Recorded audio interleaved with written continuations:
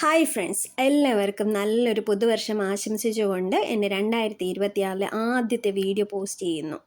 അപ്പോൾ എല്ലാവർക്കും 2026 നല്ലൊരു വർഷമായി തീരട്ടെ എന്ന് ആത്മാർത്ഥമായിട്ട് പ്രാർത്ഥിക്കുന്നു.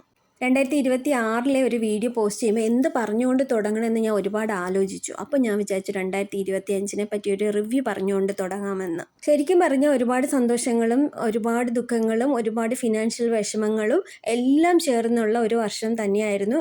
ഇപ്പോഴത്തെയും പോലെ ഒരു വർഷം തന്നെയായിരുന്നു ഈ 2025. എൻ്റെ പാസ്പോർട്ട് നഷ്ടപ്പെട്ടത് 2025 ഒരുപാട് അസുഖങ്ങൾ വന്നത് 2025.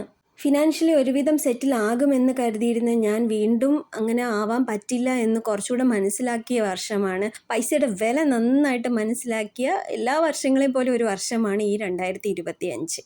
അതുപോലെ ഒരിക്കലും നേടാൻ പറ്റൂല എന്നൊക്കെ വിചാരിച്ച കാര്യങ്ങൾ നേടിയിട്ടുണ്ട്. അതേപോലെ ഒരുപാട് സന്തോഷിച്ചിട്ടുണ്ട്, ചിരിച്ചിട്ടുണ്ട്, കുറേ കാര്യങ്ങൾ പഠിക്കാൻ പറ്റി, കുറേ കാര്യങ്ങൾ മനസ്സിലാക്കാൻ പറ്റി. അങ്ങനെ എല്ലാം കൂടി ചേർന്ന ഒരു സമ്മിശ്ര വർഷം.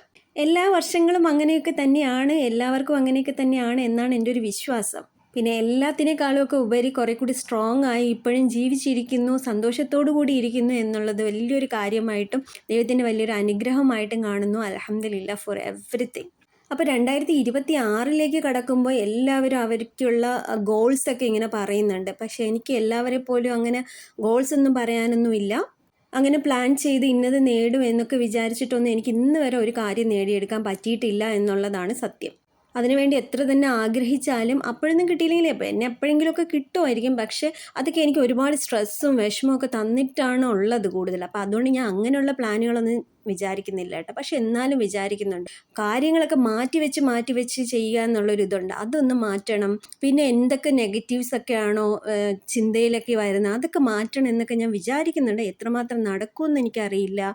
പിന്നെ എല്ലാം മുന്നിൽ വരുന്നതിനെ ശക്തിയോടുകൂടി എതിരിടുക അല്ലെങ്കിൽ ഫേസ് ചെയ്യുക എന്നുള്ളത് തന്നെയാണ് കഴിഞ്ഞ വർഷത്തെ പോലെ ഈ വർഷത്തെയും എൻ്റെ ഒരു തീരുമാനം.